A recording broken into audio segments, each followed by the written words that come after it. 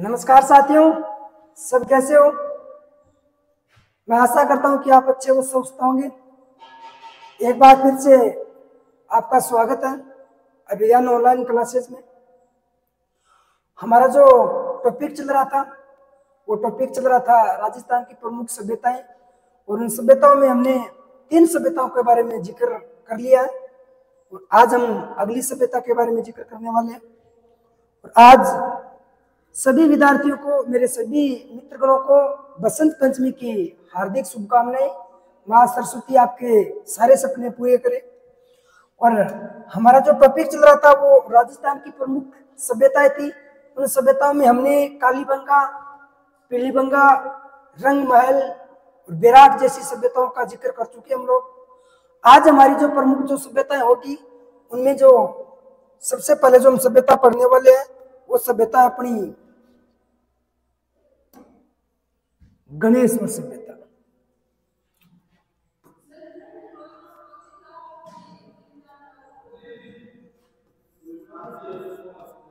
गणेश्वर सभ्यता, ये जो अपनी गणेश्वर सभ्यता है इसके बारे में जिक्र हम लोग करने वाले हैं। तो ध्यान से देखना इस गणेश्वर सभ्यता के बारे में। मित्रों, सबसे पहले गणेश्वर सभ्यता के बारे में जो हम ध्यान देंगे वो देंगे स्थान के बारे में। गणेश्वर सभ्यता कहाँ है, राजस्थान के किस जिले में, ठीक है ना। तो गणेश्वर सभ्यता नीम का था,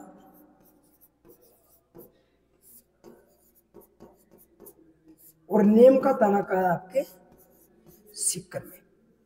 तो गणेश्वर सभ्यता नीम का थाना सीकर में। और अगर हम बात करें नदी की, नदी तो कौन सी नदी के किनारे पर है, कांतली नदी के किनारे पर।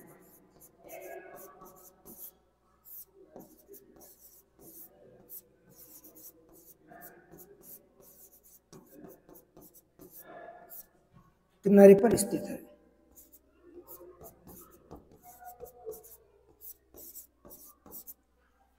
गणेश्वर जो सभ्यता है वो कांतली नदी के किनारे पर स्थित है, इस बात को ध्यान रखना। फिर अगर मैं बात करूं कि सभ्यता की खोज किसके द्वारा की गई है, खोज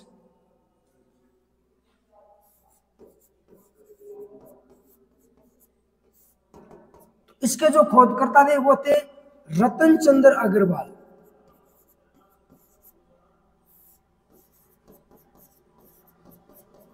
इस सभ्यता के जो खोजकर्ता थे ना, इससे इन्हें आरसी अग्रवाल के नाम से भी जाना जाता है, इस बात को भी आप ध्यान में रखना। इसकी जो खोज हुई है वो 1977 में हुई है, ये भी याद रखना, 1977। फिर अगर बात करें उत्खनन करता,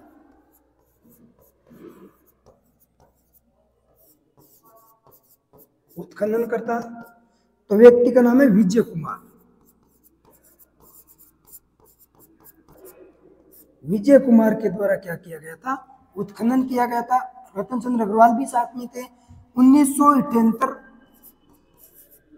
से 1989 के मध्य गणेश्वर सभ्यता सीकर में स्थित है, कांतली नदी के किनारे पर स्थित है। खोजकर्ता जो थे अपने रतन चंद्र अग्रवाल, 1977 में इसकी खोज की गई थी। उत्खननकर्ता जो थे विजय कुमार, 1978 से 89 के मध्य इसका जो उत्खनन किया गया था।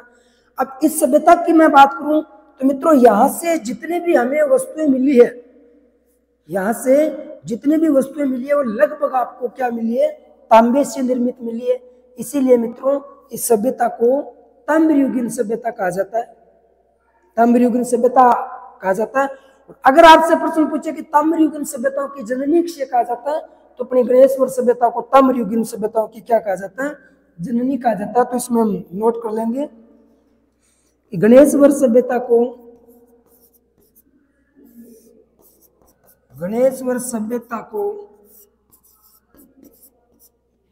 ताम्रयुगीन सभ्यता की जननी कहा जाता है।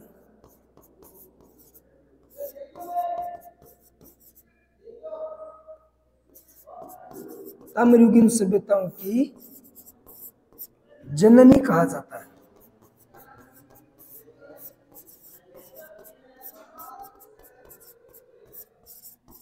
इस बात को आप ध्यान रखना है। फिर अगर इसी में सभ्यता का जिक्र करूं तो आपको यहां से एक चीज याद रखना है मित्रों, सिंधु घाटी सभ्यता में अगर तांबा जो निर्यात किया जाता था ना, वो आपकी गणेश्वर सभ्यता से किया जाता था। सिंधु घाटी सभ्यता में हम यहाँ से क्या करते थे, तांबा निर्यात करते थे, इसीलिए इसे पुरातात्विक पुष्कर भी कहा जाता है। इस बात को भी आपने याद रखना है। हम नोट कर देंगे सिंधु घाटी सभ्यता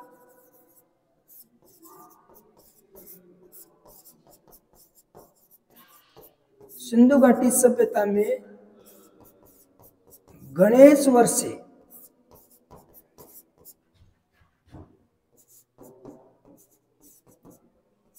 तांबा निर्यात किया जाता था, इसलिए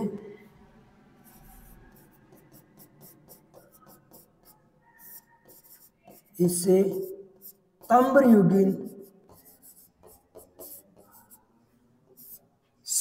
इसलिए इसे पुरातात्विक पुष्कर कहा जाता है।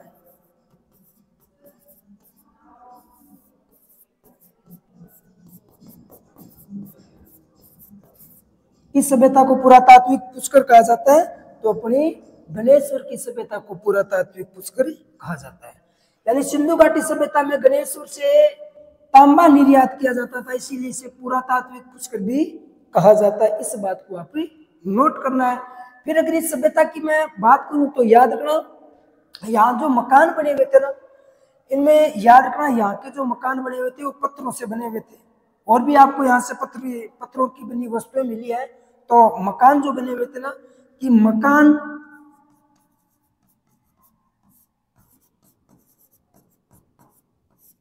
पत्थरों से निर्मित, ईंटों का प्रयोग नहीं किया गया।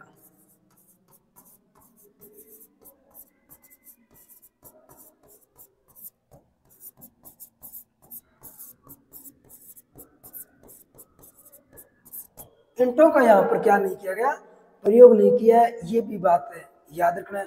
फिर यहाँ से सर्वाधिक आपको क्या मिली है, तांबे की वस्तुएं मिली है। तो ऐसा बताया जाता है कि यहाँ से लगभग 2000 वस्तुएं तांबे से निर्मित मिली है।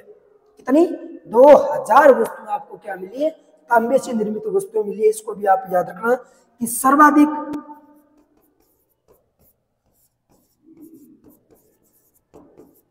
तांबे से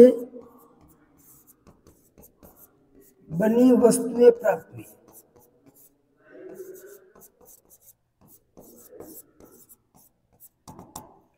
तांबे से बनी वस्तुएं प्राप्त हुई, जैसे यहां से क्या कुछ मिला हमें, तो याद रखना, एक तो मिला है आपको यहां से भल्ला, तीर, बाण, सुइया, कुल्हाड़ी,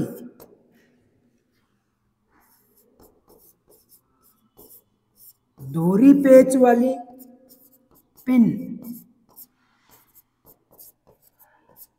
दोहरी पेच वाली आपको यहां से क्या मिली है, एक पिन मिली है, ये भी आपको याद रखना है।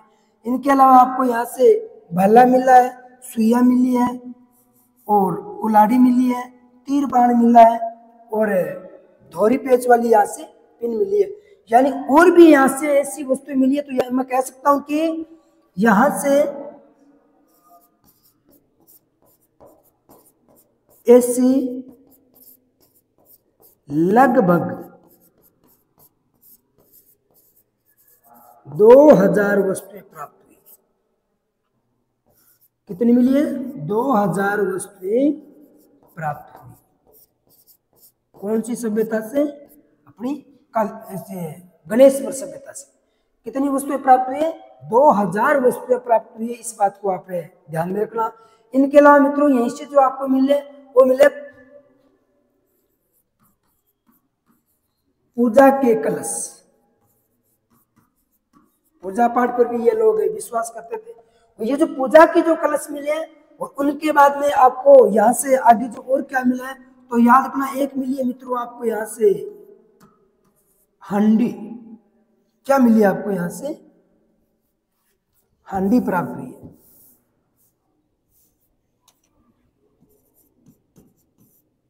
कौन सी सभ्यता से?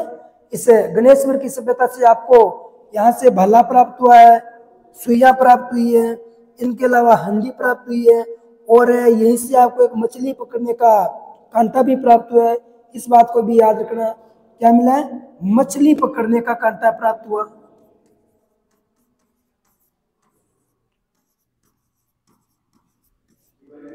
पकड़ने का कांटा, मछली पकड़ने का कांटा भी आपको गणेश्वर की सभ्यता से मिला है। फिर इसमें आपको एक चीज और याद रखना है कि यहाँ के जो लोग थे वो इस तांबे में किसी अन्य धातु का मिश्रण करने से अपरिचित थे। तांबे में किसी अन्य धातु का मिश्रण करने में अपरिचित थे। इस चीज को भी आप थोड़ा ध्यान देना, मैं अभी आपको सामने लिख देता हूं।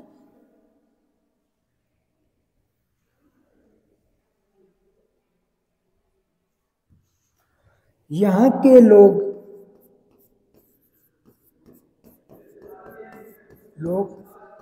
तांबे में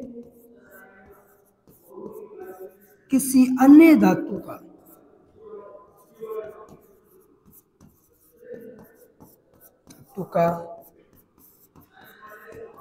मिश्रण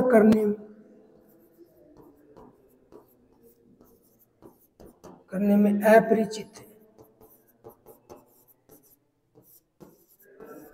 किसी अन्य धातु का मिश्रण करने में ये लोग क्या थे? अपरिचित थे। ये भी आपको ध्यान रखना है। यहां से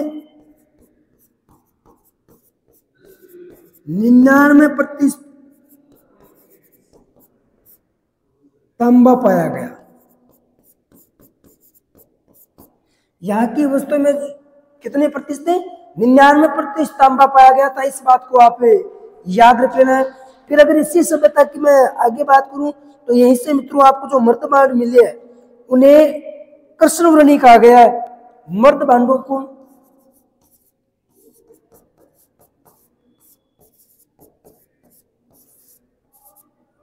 कृष्णवर्णी कहा गया है। लाल और भूरे रंग के मर्द भांड मिले, मिट्टी के बने बर्तन मिले आपको। तो इस सभ्यता से इतनी बात आपको याद रखनी है। एक बार फिर दोबारा देखना, गणेश्वर जो सभ्यता ये अपनी नीम का ताना सिक्र में स्थित है। और अगर नदी की बात करें तो कांतली नदी के किनारे पर स्थित है। खोजकर्ता रतन चंद्र अग्रवाल यानी RC अग्रवाल 1977 में इसकी खोज की गई थी। उत्खनन करता जो थे विजय कुमार 1978 से 89 के मध्य इसका उत्खनन किया गया था। धीरे धीरे उत्खनन हुआ है। गणेश्वर सभ्यता को ताम्रयुगीन सभ्यताओं की क्या कहा जाता है? जननी कहा जाता है। इस बात को भी ध्यान में रखना है। सिंधु घाटी सभ्यता में गणेश्वर से क्या किया जाता था? तांबा निर्यात किया जाता था। इसीलिए इस सभ्यता को क्या कहा जाता है? ताम्रयुगीन पुष्कर कहा जाता है। इस बात को बिल्कुल नोट करना आपको, ताम्रयुगीन पुष्कर। मकान थे वो पत्थरों से निर्मित थे, ईंटों का प्रयोग नहीं किया गया। इस बात को भी ध्यान में रखना। फिर यहाँ के पूजा के कलश मिले है, एक हांडी मिली है, मछली पकड़ने का कांटा मिला है। सर्वाधिक तांबे से बनी वस्तुएं प्राप्त हुई है, जैसे आपको मछली पकड़ने का कांटा है, भाला है, तीर है, बाण है, सुइया है, कुल्हाड़ी है, दोहरी पेच वाली पिन है, जिनका उपयोग आपको पता है महिलाएं करती है। उस जमाने में भी किया करती थी, आज भी करती है। ये पिन उस जमाने में भी चला करती थी, आज भी चलती है। बस उस जमाने में नॉर्मल थी, आज थोड़ी सी डिजाइनदार होगी। फर्क इतना ही है, उस जमाने में पैसे कम लगते थे, आज पैसे ज्यादा लग रहे। और ये जो हानि थी उसमें भी पतियों को थी और आज भी पतियों को ही है। इनको तो बेचारों को मरना है, ऐसे कौन से काल में देख लो आप। पहले भी ऐसे ही हाल था उनका, आज भी यही हाल है। इसमें तो कोई बड़ी बात है नहीं, है ना। फिर यहाँ के जो लोग है ना, ये तांबे में किसी अन्य धातु का मिश्रण करने में क्या थे? अपरिचित थे। यहाँ से 99% क्या पाया गया? तांबा पाया गया। यहाँ के मिट्टी के बने बर्तन भी पाया गया। इस बात को भी आप याद ही रख लेना है। फिर दूसरी बात करें तो अब हम अगली जो हमारी सभ्यता है, अगली जो सभ्यता पढ़ेंगे, इस सभ्यता के बारे में आपको ध्यान देना। अगली सभ्यता पढ़ेंगे हम लोग मित्रों अपनी आहड़ सभ्यता। कौन सी पढ़ेंगे? आहड़ की सभ्यता पढ़ेंगे। इसके बारे में भी आपको जान लेना है।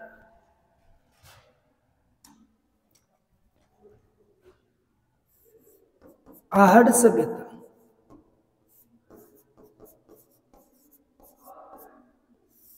अब देखना इस आहड़ सभ्यता के बारे में।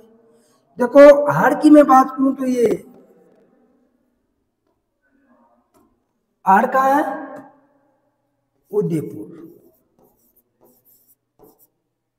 उदयपुर।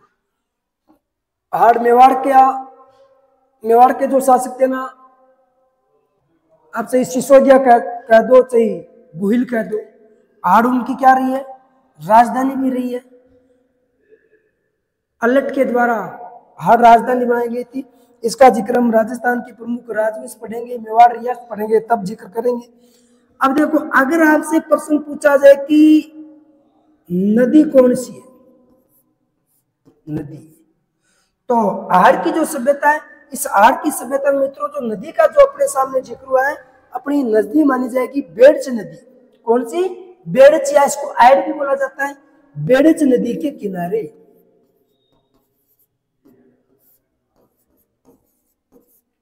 बेड़च नदी के किनारे,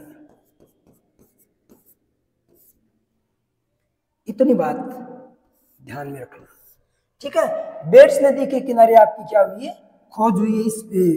इस आहड़ सभ्यता की खोज हुई, याद रखना। फिर आपसे प्रश्न पूछे खोजकर्ता, तो नंबर 1, 2-4 व्यक्तियों के नाम लिख कर आएंगे इस सभ्यता से संबंधित। आपसे प्रश्न पूछा कि इसका खोजकर्ता कौन थे, तो मित्रों याद रखना पंडित अक्षय कीर्ति व्यास। कौन है? पंडित अक्षय कीर्ति व्यास। अक्षय कीर्ति व्यास के द्वारा 1953 में क्या की गई थी? खोज की गई थी। तो सर्वप्रथम जो खोज हुई है वो सर्वप्रथम खोज किनके द्वारा? तो अपने पंडित अक्षय कीर्ति व्यास के द्वारा 1953 ईस्वी में खोज की गई थी आपके आहड़ की सभ्यता की। फिर अगर दूसरे व्यक्ति का नाम पूछे तो दूसरे व्यक्ति में आपको याद रखना है मित्रों, इसका नाम है रतन चंद्र अग्रवाल। इन्होंने 1954 में की थी। 2 नंबर में ध्यान क्या देना है? रतन चंद्र अग्रवाल 1954 में। इन्होंने भी क्या किया था? सर्वप्रथम भी खोज की थी। लेकिन यहाँ पर एक टीला है, धूलकोट का टीला। धूलकोट के टीले की अगर सर्वप्रथम किसी ने खोज की है तो आर.सी. अग्रवाल के द्वारा की गई है। सर्वप्रथम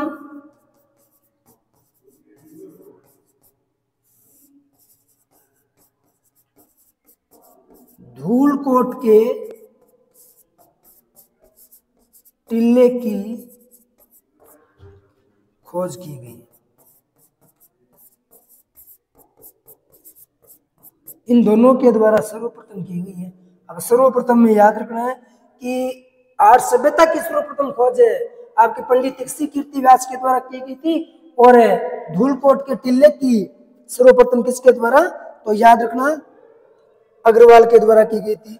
वीएन मिश्रा और धारजलाल सांकलिया के भी 61 में खोज की गई थी। तो याद रखना वीएन मिश्रा और धीरजलाल सांकलिया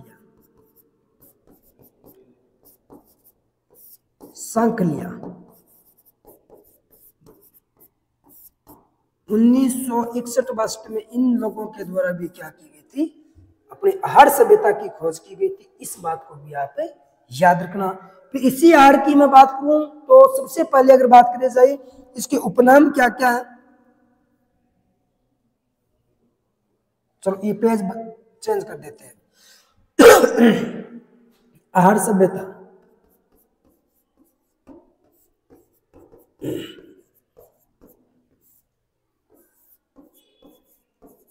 उपनाम, इस आर्य सभ्यता का उपनाम क्या है? तो मित्रों इसी आर्य सभ्यता की बात करें तो आर्य सभ्यता का जो उपनाम है बनास संस्कृति, आर्य संस्कृति और मृतकों का टीला। बनास संस्कृति,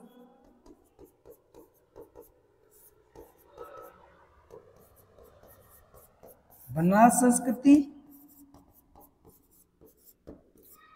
आहार संस्कृति और इन्हीं को कहा जाता है मृतकों का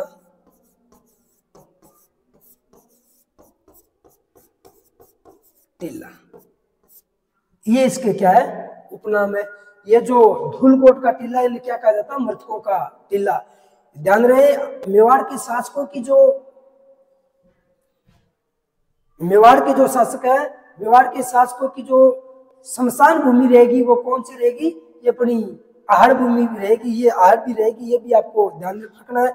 अगर मैं मृतकों के टीलों की बात करूं तो मित्रों एक सभ्यता और है आपके मोहनजोदड़ो, उसको भी क्या कहा जाता है? मृतकों का टीला कहा जाता है। इस बात का भी आपको ध्यान रखना है। अगर बात करें प्राचीन नाम की तो प्राचीन नाम ताम्रवती नगरी, आघाटपुर, आघाट दुर्ग। ताम्रवती नगरी, ताम्रवती नगरी, आघाटपुर, आघाट दुर्ग, ये इसके क्या है? ये इसके प्राचीन नाम है, प्राचीन नाम। यहाँ पर है दुर्ग का भी अवशेष मिला, एक दुर्ग था वो आघाट दुर्ग यहीं पर है मिला, आपको ये भी याद रखना है। फिर अगर इसी सभ्यता की मैं बात करूं तो आर्य सभ्यता के यहाँ के मकान कच्चे ईंटों से निर्मित थे तथा आयताकार थे। इस बात का भी आपको ध्यान देना है कि यहाँ के जो मकान थे वो क्या थे? आयताकार। यहाँ के मकान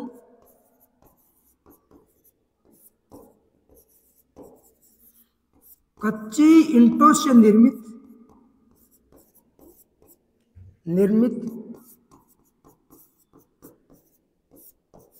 तथा आयताकार थे।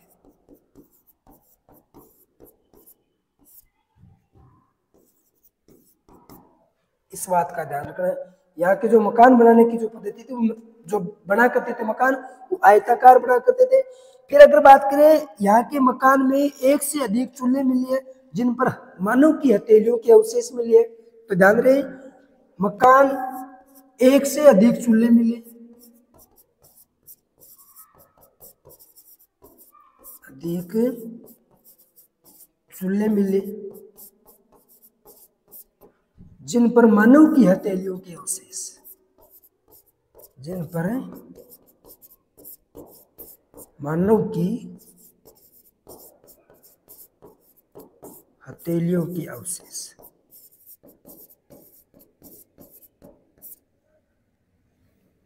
यहां से ध्यान रखना है महिलाओं के द्वारा, देखो जो चूल्हा होता है चूल्हे पर गोबर का लेप किया जाता है और गोबर का लेप किया जाता है, तब महिलाओं के द्वारा जो निशान बने जाते हैं वही निशान आपको यहाँ से मिले। तो जाहिर सी बात है इन चूल्हों पर गोबर का लेप किया हुआ मिले आपको। तो मानव की हथेलियों के अवशेष कौन सी सभ्यता से मिली है? आहड़ की सभ्यता से मिली है। यहाँ से एक से अधिक चूल्हा मिला है। फिर मित्रों यहीं पर आपको जो जानकारी मिलती है, यहाँ का जो परिवार था ना, ये संयुक्त परिवार हुआ करता था। इनके जो खाने की जो सामग्री थी, इनके जो रहने की जो सामग्री थी वो एक ही जैसी थी। याद रखना सामूहिक भोजन व्यवस्था के प्रमाण मिले आपको, इस बात को याद रखना। सामूहिक भोजन व्यवस्था के प्रमाण, सामूहिक भोजन व्यवस्था के प्रमाण कौन सी सभ्यता से मिले? तो अपनी आहड़ की सभ्यता से मिले। इस बात को याद रख लेना है, ठीक है ना। सामूहिक भोजन व्यवस्था के प्रमाण यानी यहाँ का परिवार संयुक्त परिवार था, यहाँ संयुक्त परिवार के प्रमाण मिले।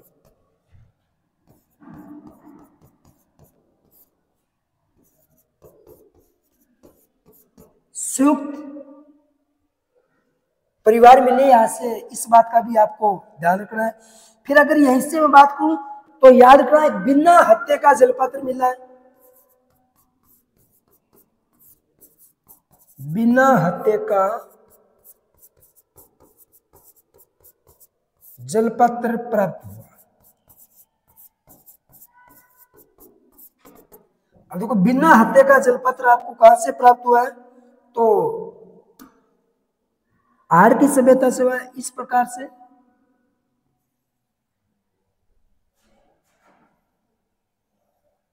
इस प्रकार से मान लो कोई जग प्राप्त हुआ है, देखो अगर हत्ता होता, इस प्रकार का हत्ता लगा हुआ होता, हत्ता नहीं मिला है, क्या मिले आपको, बिना हत्या का जलपत्र मिला है। इस अगर बिना हत्या की जलपत्र की मैं बात करूं तो मित्रों ऐसे बिना हत्या का जो जलपत्र था, यह जलपत्र एक हुआ करता था आपके ईरान में। बिना हत्या का जलपत्र आपको कहां से मिला, ईरान से, और एक था बलूचिस्तान से। ईरान और बलूचिस्तान में भी क्या मिला है आपको, बिना हत्या का जलपत्र मिला। इस बात का भी आपको ध्यान रखना है। तो जाहिर सी बात है कि अपने आर्य सभ्यता के जो लोग हैं, इनका संबंध ईरान और बलूचिस्तान से भी था। आयात व्यापार आयात निर्यात हुआ करता था, व्यापार किया करते थे ये लोग, ठीक है ना। तो ईरान और बलूचिस्तान में एक बिना हत्या का जलपत्र मिला है। ठीक वैसा भी आपको क्या मिला है, अपनी आहार की सभ्यता से बिना हत्या का क्या मिला है, जलपत्र मिला है। फिर मित्रों यहीं से आपको याद रखना, गोरे व कोठे प्राप्त हुए। इसी सभ्यता से आपको क्या प्राप्त हुआ है, गोरे व कोठे, गोरे व कोठे प्राप्त। अब ये गोरे व कोठे क्या है, तो इसमें ध्यान देना, ये अनाज रखने का औजार, अनाज रखने का औजार, गोरे व कोठे प्राप्त हुए आपको हार की सभ्यता से। फिर अगर इसी हार की सभ्यता की हम बात करें तो इस हार की सभ्यता से मैं आपको आगे याद ये रखना है कि यहीं से आपको 6 तांबे से निर्मित यूनानी मुद्राएं मिली है। 6 तांबे से निर्मित, 6 तांबे से निर्मित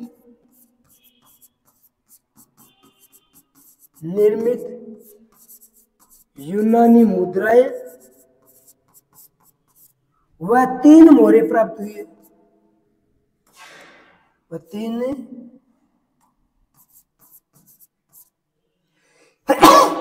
3 मोहरे प्राप्त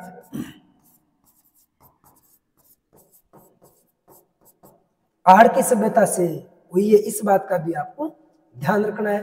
फिर अगर यहाँ की मैं बात करूं प्रमुख फसल, देखो ये लोग क्या किया करते थे, फसल का कार्य भी, पशुपालन और खेती दोनों किया करते थे, कृषि भी किया करते थे।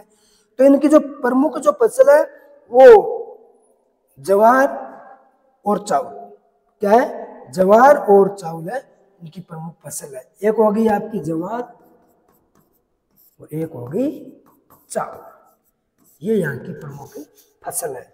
इसके बारे में भी आपको ध्यान देना। खेती से परिचित थे ये लोग, खेती किया करते थे, पशुपालन भी किया करते थे।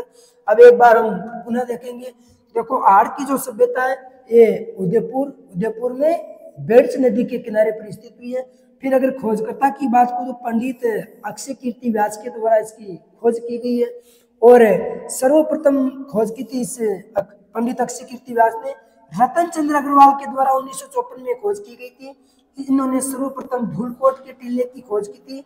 वी.एन. मिश्रा और धीरजलाल सांकलिया के द्वारा भी 1961 में क्या की जाती है, खोज की जाती है। इस बात का भी ध्यान रखना।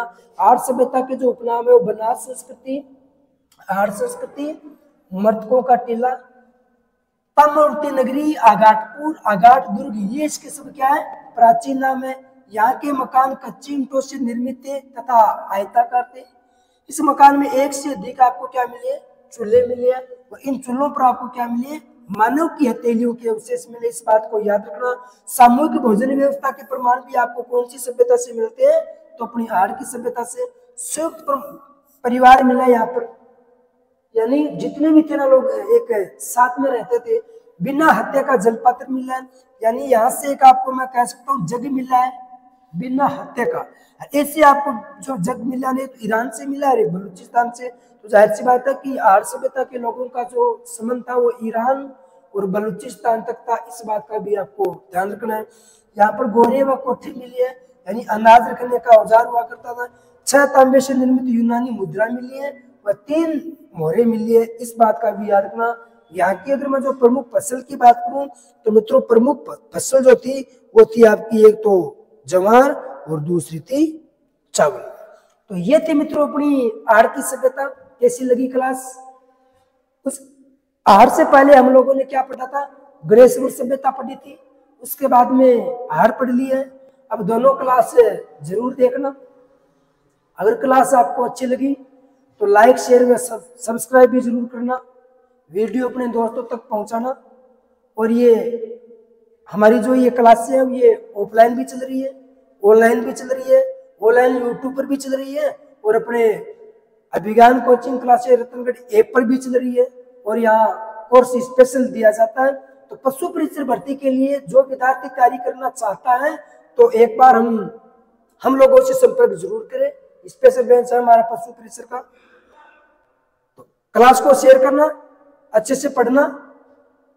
आगे हम क्या पढ़ने वाले हैं, अगली क्लास में क्या पढ़ेंगे, ये जानकारी देखने के लिए आपको देखना पड़ेगा अगला एपिसोड। तब तक के लिए नमस्कार, जय हिंद, जय भारत।